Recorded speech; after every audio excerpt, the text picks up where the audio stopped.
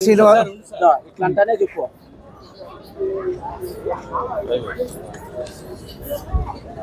పేరు పసుపులేటి శ్రీనివాసులు, రాయదుర్గం మండలము బొందనపల్లి గ్రామానికి సంబంధించిన భూములలో 12 ఎకరాల 69 సెంట్లు భూమి ఉందని రీసర్వే యందు కన్ఫర్మ్ చేసినారు. అదేవిధంగా దారి సమస్య కూడా సెటిల్ చేయమని చెప్పాను. ఆ విషయంలో వంక పక్కన రస్తా ఉందన్నమాట. గత 50 సంవత్సరాలుగా తిరుగుతున్నాను నేను. 2 సంవత్సరాల నుంచి రోడ్డు దగ్గర ఉన్నటువంటి 41-5 సర్వే నెంబర్ అతను 2 సంవత్సరాల నుండి దారి లేకుండా చేశారు. నా బోర్డులన్నీ ఎండిపోయినాయి. జిల్లా సర్వేయర్ గారు కూడా తప్పకుండా రీసర్వే యందు నీకు దారి చూపిస్తారు మండల రెవెన్యూ అధికారి అని తెలిపినారు.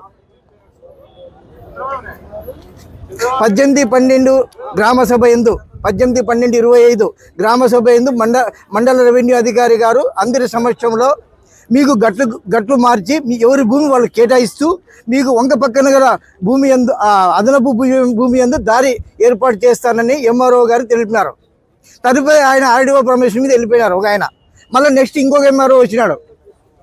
2/2/26 తారీఖున మండల రెవెన్యూ అధికారి పొలంబు దగ్గరకు వచ్చి వంక ప్రక్కన గల భూమిని పరిశీలిస్తుండగా మండల సర్వేయరు బండి రస్తా ఉందని చెప్పి సర్వే మ్యాప్ ద్వారా చూపిస్తున్నారు. అది చూసిన వెంటనే అతను 41/5 సర్వే హక్కుదారుడు వచ్చి నీ మీద కోర్టులో దావా వేస్తానని చెప్పి అట్రాసిటీ కేసులు పెడతానని ఎంఆర్ఓ గారిని, మండల సర్వేయర్ను, గ్రామ సర్వే సిబ్బంది అందరినీ బెదిరించుచున్నాడు. ఎవరు ఆయన బెదిరించి? ఆయన 41/5 సర్వే నంబర్ అతను. ఆయన పేరు కిష్ట, అంగడి కిష్ట అంటారు.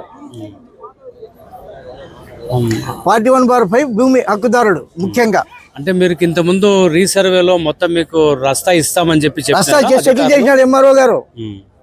అయిపోయింది. దారి మాత్రం సెటిల్ చేయాలి అంతే. భూమి తక్కువ ఉంటే సెటిల్ చేసినారు.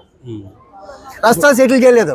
రస్తా ఖచ్చితంగా గట్లు మార్చైనా సరే సెటిల్ చేస్తామని చెప్పిన అదనపు భూమి ఉంది అక్కడ పక్కన. మిగులు భూమి అయితే ఉంది. మిగులు భూమి అంటారు దాన్ని, అదనపు భూమి అంటారు. అది యాక్చువల్ గా ఆ ఒరిజినల్ పట్టా వచ్చి సయ్యద్ అబ్దుల్ రజాక్ అనేటువంటి భూమి అయింది ఒరిజినల్ గా. ఆయన పేదవాళ్ళు అని చెప్పి దానంగా ఇచ్చేసినాడు. దానికి సంబంధించి రిజిస్ట్రేషన్ పత్రాలు అంటూ ఏమి లేవు వాళ్ళకు. అది ప్రభుత్వ భూమి అంటారా మీరు? ఆయన ఫ్రీగా ఇచ్చేసాడు. ఆ రోజు ల్యాండ్ సీలింగ్ లో ఇచ్చేసాడు 1956 లో. ఇంకా 50 సంవత్సరాలు పోయబడి అదే వంక పక్కన దారిలో వ్యవసాయాలు చేసి దారి గుండా పోతూ వస్తూ వ్యవసాయాలు చేసుకుంటున్నారు. అంటే నీ పొలానికి దారి లేదు. ఆ సమస్య 3 సంవత్సరాల నుంచి పోరాడుతున్నా నేను. జిల్లా కలెక్టర్ గారు తెలిపినాము. ఫీజు కూడా కట్టినా, 1800 రూపాయలు ఫీజు కూడా కట్టినా. ల్యాండ్ సర్వే రికార్డ్స్ నాకు దారి చూపించాలి కానీ ఎట్లా బోర్లు వేయించాను. 2 బోర్లు వేస్ట్ అయిపోయినాయి. నాకు 6 లక్షల రూపాయలు కట్టినా, నేను బోర్లు ఖర్చు పెట్టినా. నాకు న్యాయం జరగాలి కదా. 3 సంవత్సరాల నుంచి తిరుగుతున్నా నేను. రీసర్వే ఎందుకు ఖచ్చితంగా దారి సమస్య సెటిల్ చేస్తారని చెప్పి జిల్లా సర్వేయర్ గారు తెలిపినారు. డిప్యూటీ ఇన్స్పెక్టర్ ఆఫ్ సర్వేయర్, జిల్లా సర్వేయర్ అంటే. మరి ఎందుకు డిలే అవుతా ఉంది? అదే మనం కనిపెట్టాల్సింది. ఎందుకు ఈ మండల సర్వేయరు, ఈ ఎంఆర్ఓ గారు వీళ్ళ మధ్య జాప్యం జరుగుతుంది ఏమిటనేది కనిపెట్టాలా. వాళ్ళకి ఏం కావాలో అడగాల. ఫస్ట్ ఎంఆర్ఓ గారికి ఏం కావాలా, మండల సర్వేయర్కి ఏం కావాలా. ఆయన నేను లెక్క పెడితే ప్రమోషన్ వచ్చి వెళ్ళిపోతారు. ఫస్ట్ అయినా ఇది 2 ఏళ్ళ కింద 18/12 తారీఖు గ్రామ సభ ఎందుకు చెప్పినాడు. ఆయన క్లియర్గా చెప్పినాడు దారి ఏర్పాటు చేస్తానని. అది జరిగిన వెంటనే ఆయనకి ప్రమోషన్ వచ్చి వెళ్ళిపోయాడు. ఆర్డీఓగా ఒక ఆయన వెళ్ళిపోయాడు. మళ్ళీ ఇంకొక ఆయన ఇచ్చాడు. మళ్ళీ కూడా 2వ తారీఖు 2/6/26 తారీఖున ఆయన వద్దే పొలంలోకి వచ్చినాడు, అన్ని సర్వే చేశాడు, చూసినాడు. ఆయనకి ప్రమోషన్ వచ్చి అవుట్.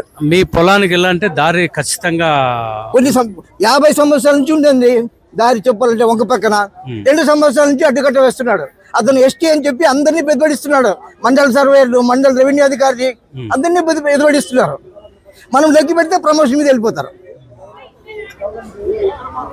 సెటిల్మెంట్ ఏమో ఏది జరగడం లేదు ఇప్పటి వరకు. చెప్పాలంటే కలెక్టర్ గారిని కలసాలని చెప్పి పదే నేను కోరుతున్నాను సార్ నేను.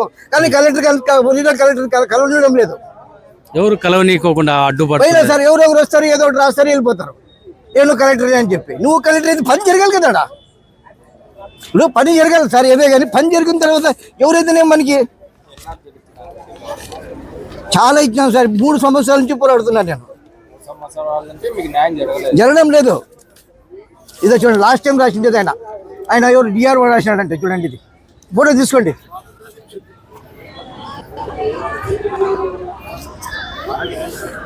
అట్లా దగ్గర పెట్టుకోండి.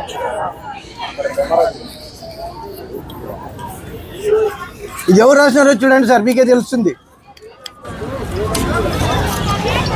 దీనికి వాల్యూ ఉండాలా, వాల్యూ లేకున్న తర్వాత ఎందుకు వాడు కూర్చోవడం దండగ కదా.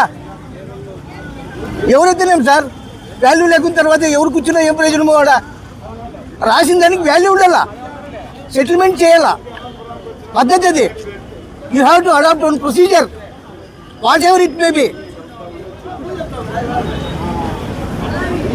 ఎప్పుడు ఎవరే కానీ అందరూ కుడి చేతనే సార్ తినేది, ఎడం చేత ఎవడు తినడు. పద్ధతి ఉండాలా, దేనికైనా కానీ ఒక ప్రొసీజర్ ఉండాలా.